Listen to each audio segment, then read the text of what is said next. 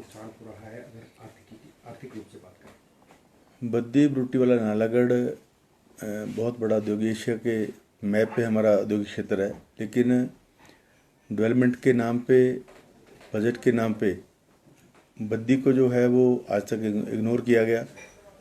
और बद्दी का जो हमारा रोज़ाना की बिलिंग है वो लगभग 600 करोड़ की बिलिंग है, जिसका जीएसटी जो है लगभग रोज़ का 100 करोड़ रुपये रेवेन्यू के रूप में हिमाचल प्रदेश को मिलता है।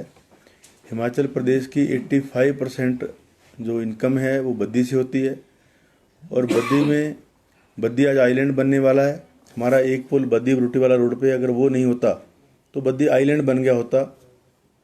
लोकल लोग सदके में, इंडस्ट्री सदके में, अभी कल मैंने इंडस्ट्री एसोसिएशन से मैंने बात की तो वो डरे हुए हैं, लोग इंडस्ट्री लगाना चाहते हैं बद्दी में, और लेकिन स्थिति दयनीय है।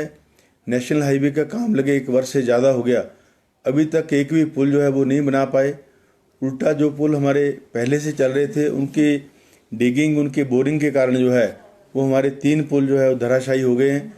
और मैंने अभी निवेदन किया माननीय मुख्यमंत्री जी से, मैं अभी चीफ सेक्रेटरी साहब से मिल के आया हूँ कि बद्दी में तुरंत जो है आप मिलिट्री से बैली ब्रिजेस का प्रावधान करिए ताकि हमारा जो इंडस्ट्री है उसको प्रभाव ना पड़े। इंडस्ट्री की जो हैवी व्हीकल्स हैं वो बाया रोपड़ होके आ रही हैं, और रोपड़ में भी हमारे 2 रोड्स थे, उन 2 रोड्स का जो है उनमें से भरतगढ़ रोड जो है वो उसका पुल चला गया है। और जो मेन हमारा रोड है जगात खाना के पास, एक पुल में डेली जो है वो रेती भरती है, वहाँ पोकलैन खड़ी की हुई है माइनिंग डिपार्टमेंट ने, उसको साफ़ करते हैं, नदी आती है फिर भर जाती है। वाटर वे जो है पुलों के लिए नहीं बचा है। और अपस्ट्रीम पूरे पुलों की बद्दी से नालागढ़ तक जो है पूरे पुलों की अपस्ट्रीम जो है वो उनमें गाद भरी हुई है, उनमें बजरी भरी हुई है, क्योंकि माइनिंग नहीं होने के कारण जो है वो पुल ऊपर से भरे हुए हैं। और नेशनल हाईवे का काम जो है बड़ा स्लो है। जिस विधि से उन्होंने पुल लगाने स्टार्ट किए वो भी उनका जो है सिस्टम ठीक नहीं है, क्योंकि उनकी डेप्थ बड़ी कम है। पुराने समय के जो पुल थे उनकी केवल 5 फीट जो है उनकी नीम है। 5 फुट नीम के पुलों को 2007 में पुल चले गए थे, उस समय मैंने उनकी सीढ़ियाँ जो है वो बनवाई, तब वो पुल इतने चले। और 19 दिसंबर 2022 को मैंने नालागढ़ में एक मीटिंग करके नेशनल हाईवे को अलर्ट दिया था कि आप बद्दी बालद खड्ड का पुल, मडावाला का पुल और हमारा कीर्तपुर खड्ड का पुल, इन पुलों को तुरंत जो है प्रायोरिटी के हिसाब से आप बनाएं ताकि आने वाली बरसात में हमें नुकसान ना हो सके। लेकिन नेशनल हाईवे अथॉरिटीज़ के जो कॉन्ट्रैक्टर्स हैं उन्होंने वो काम नहीं किया, जिससे हमारा नुकसान हुआ है।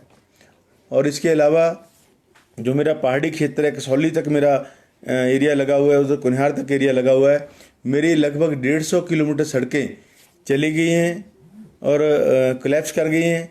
और 125 घर पिछले कल तक जो है वो नोटिस हुए थे कि वो गिर गए हैं, और बाकी रोज़ कहीं ना कहीं कोई गांव कोलैप्स कर रहे हैं। पहले स्लिप आती थी, आज पूरी पहाड़ियाँ जो है वो धर के नीचे आ रही हैं।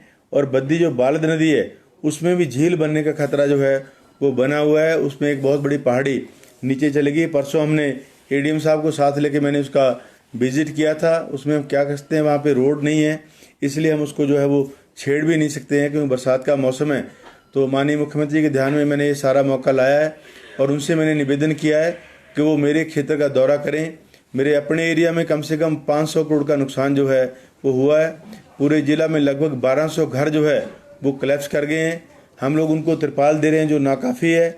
हमें चाहिए कि उनको फैब्रिकेशन के घर जो है वो तुरंत मुहैया करवाएं, और जहां वो रह रहे हैं वो ज़मीन अनसेफ घोषित हो गई है, उनको बसाने के लिए भी हमें नई तरीके से नई जगह जो है वो देनी होगी।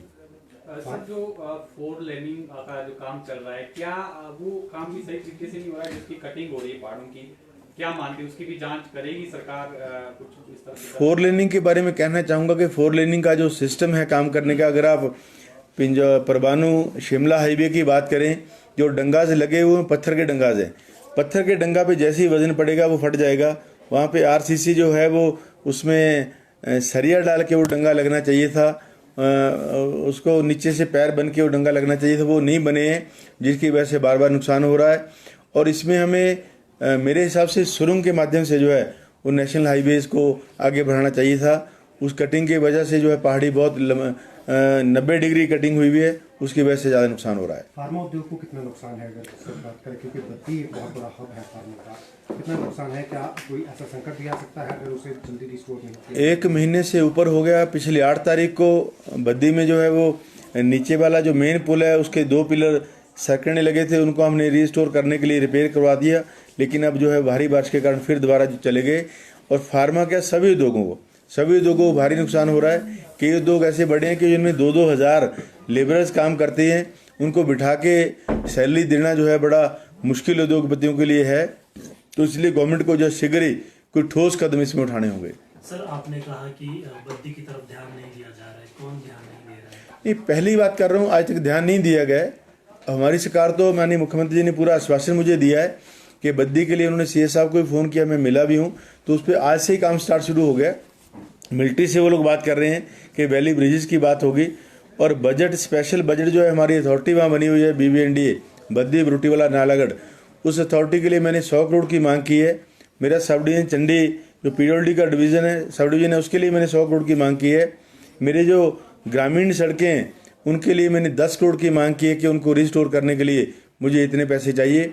किलोमीटर के हिसाब से हमारी बड़ी लाइनें जो है 33 kV की लाइनें जो है बह गई हैं, और हमारे ट्यूबवेल जो हैं लगभग 32 स्कीमें मेरी जो है वो उसमें इफेक्ट हुए हैं।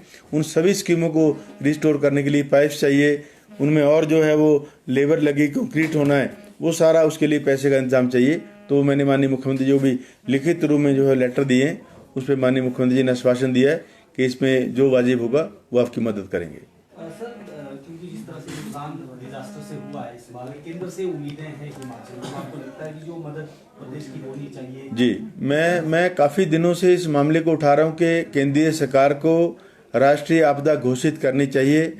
उत्तराखंड में केवल एक जिला में नुकसान हुआ था, हिमाचल प्रदेश के लगभग सभी जिलों में जो है नुकसान हो रहा है।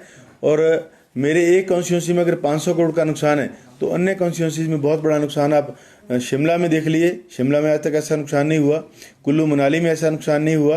अपर एरियाज़ में क्या हाल होगा आप जजमेंट कर सकते हैं।